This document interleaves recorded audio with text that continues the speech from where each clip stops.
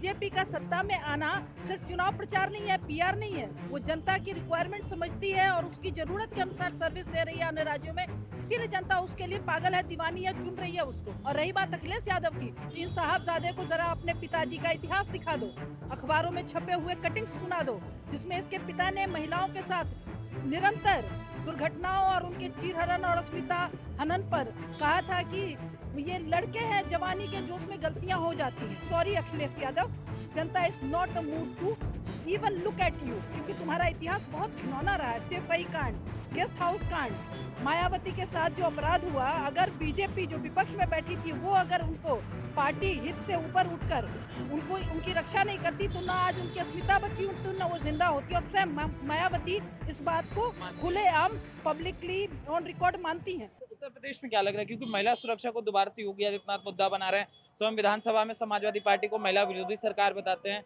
और guest house कांड को पुनः याद दिलाते हैं।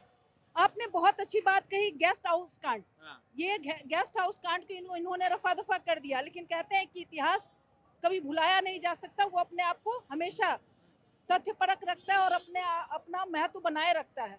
तो आज जब महिलाएं ग्लोबल मार्केट के तहत 24/7 वर्क में प्रोफाइल मेंटेन कर रही हैं, तो उनकी सुरक्षा सर्वोपरि है हमारे समाज में। और जो सरकार हमारे लिए जवाबदेह नहीं होगी, महिला सुरक्षा, चाहे वो बच्ची हो, चाहे स्त्री हो, या वर्किंग हो, या बुजुर्ग हो, उनके सुरक्षा की जवाबदेही नहीं लेती है, जनता उनको सत्ता कभी नहीं सौंपेगी। तो जिस तरह से योगी आदित्यनाथ ने खुद इस केस को कोर्ट किया है, मायावती की अस्मिता और जिंदगी दोनों को खत्म करने की साजिश की थी समाजवादी पार्टी के कार्यकर्ताओं ने। और इसको अगर याद करें तो मुझे जयललिता का भी केस याद आता है, जिस तरह से समाज उनके विरोधियों ने उनका चीरहरण करके उनकी अस्मिता और उनकी जान दोनों लेने की कोशिश की थी। तो ये द्रविडियन पॉलिटिक्स और ये समाज तथाकथित समाजवादी पार्टी ये जिस तरह से महिला विरोधी रहे हैं, तो इनका ये बिल्कुल उनके ही पक्ष की बात, उनके मुंह पे मियाँ की जूती मियाँ के सर की तरह है। तो जो सरकार इस तरह से जनता और स्पेशली महिला के लिए नहीं जवाबदेह होगी, उनको मुंहतोड़ जवाब जैसे बंगाल में मिला है, आगामी चुनाव में भी मिलेगा। और योगी आदित्यनाथ ने जिस तरह से वहां पर महिलाओं को सबल बनाया है, सक्षम बनाया है, उस तरह की सक्षमता और सबलता जनता अपने आने वाली सरकार से चाहती है। और कोई सरकार जो पार्टी है वो अगर इस तरह की जवाबदेही के योग्य नहीं होगी, तो जनता उनको आगे का रास्ता दिखा देगी, जैसे बंगाल में दिखाया है। मगर अखिलेश यादव भी महिलाओं के समर्थन में उतर चुके हैं, महिलाओं को लेकर तरह तरह की स्कीम निकाल रहे हैं। अभी नई नई चीजें समाजवादी पार्टी की तरफ से निकल कर आ रही हैं कि जो लड़कियां उन्हें केजी से लेकर पीजी तक की शिक्षा मुफ्त दी जाएगी। वाह, बहुत अच्छी बात है। जब इनकी सरकार थी तो ये सेफई कांड करवाते थे, गेस्ट हाउस कांड करवाते थे। और ये वही अखिलेश यादव हैं जिनके पिताजी ने ऑन रिकॉर्ड कहा था कि लड़के हैं, रेप कांड पर कहा था लड़के हैं, उनसे गलतियां हो जाती हैं। इस निर्लज्ज पार्टी जो अपने आप को समाजवादी कहती है, स्त्रियों के अस्मिता को तार तार करने वाली पार्टी आज महिलाओं की सुरक्षा की बात करती है। तो ये वैसी ही बात है कि पाकिस्तान बात करे कि हम टेक्निकल लेवल पर भारत के बराबर में हैं। मगर अब क्या लगता है इन मुद्दों को लेकर चलना, अखिलेश यादव महिला सुरक्षा के मुद्दे को लेकर चल रहे हैं, महिलाओं को पढ़ाने की बात करें, पीडीए वाला समीकरण लेकर चल रहे हैं, और यहाँ से केजरीवाल यूपी चल रहे हैं कि अखिलेश यादव का समर्थन करेंगे। आपके तो कई सारे प्रश्न हैं और सारे मजेदार हैं। अखिलेश यादव को के मुद्दे को हम उठाते हैं। अखिलेश यादव जिसके बारे में मैंने अभी बता दिया कि जिनके पिता ने महिलाओं के साथ हुए दुष्कर्म पे कहा था कि गैंग रेप कैसे हो सकता है, उसके पिता को गैंग रेप का अनुभव करना था। महिलाओं के साथ रेप पर उसका पिता कहता है ऑन रिकॉर्ड कि लड़के हैं, उनसे गलतियां हो जाती है जवानी के जोश में। ये महिला सुरक्षा की बात करते हैं। और महिला सुरक्षा का मतलब ये नहीं है कि लड़कियां स्कूल जाना बंद कर चुकी थी इसके शासनकाल में। लड़कियों का स्कूल छोड़ने का सबसे ज्यादा रेट समाजवादी पार्टी के शासनकाल में ही रहा है। और फ्री भी बांट देने से, 1000-1500 रुपए दे देने से महिला सुरक्षा नहीं होती है। वो जमाना लद गया जब नेताओं के भाषण के लिए हजारों संख्या में लोग चले जाते थे और तालियां बजाकर वोट देते थे। अब आए हो क्या लाए हो, जाओगे क्या देकर जाओगे। जनता का मूड ऐसा हो गया है, people are on a demanding note कि आपको हम टैक्स पे करते हैं, आपको हम वोट देते हैं, उसके बदले आप हमें क्या दोगे। बीजेपी का सत्ता में आना सिर्फ चुनाव प्रचार नहीं है, पीआर नहीं है। वो जनता की रिक्वायरमेंट समझती है और उसकी जरूरत के अनुसार सर्विस दे रही है अन्य राज्यों में।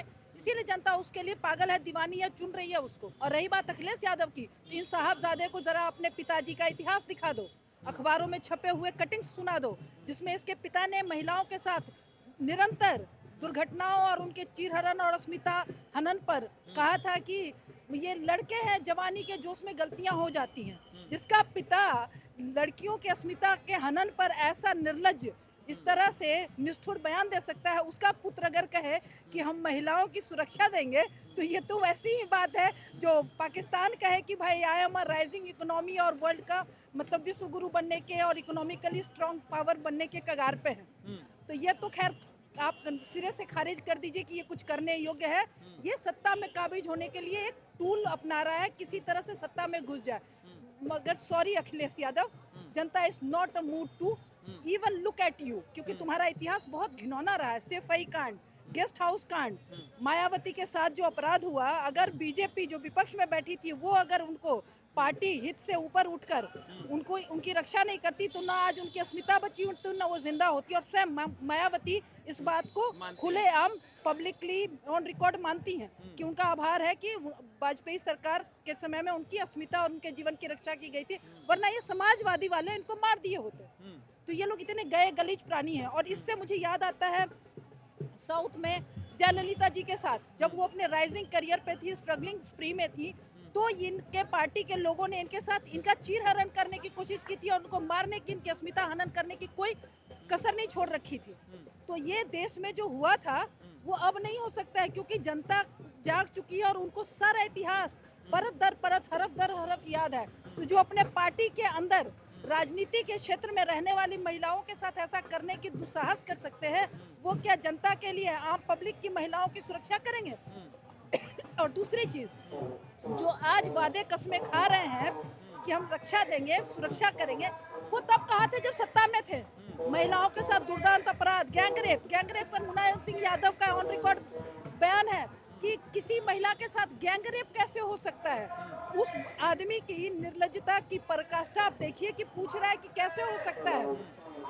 उसका बेटा आज कहता है कि महिलाओं को सुरक्षा देंगे। इनके शासन काल में यूपी में सबसे ज्यादा स्कूल ड्रॉप रेट लड़कियों का था, क्योंकि उनकी अस्मिता कहीं से बच्ची नहीं थी, चाहे वो 4 साल की बच्ची हो, चाहे 14 साल की बच्ची हो। और ये महिलाओं को शिक्षा और सुरक्षा देंगे, जो अपनी पत्नी की अस्मिता को नहीं बचा सकता है।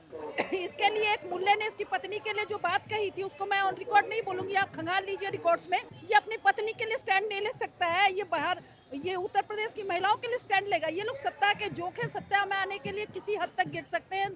दे have no level of stooping low, किसी हद तक गिर सकते हैं। तो इनकी बातों का ना तो हम भरोसा करते हैं, ना जनता भरोसा करती है।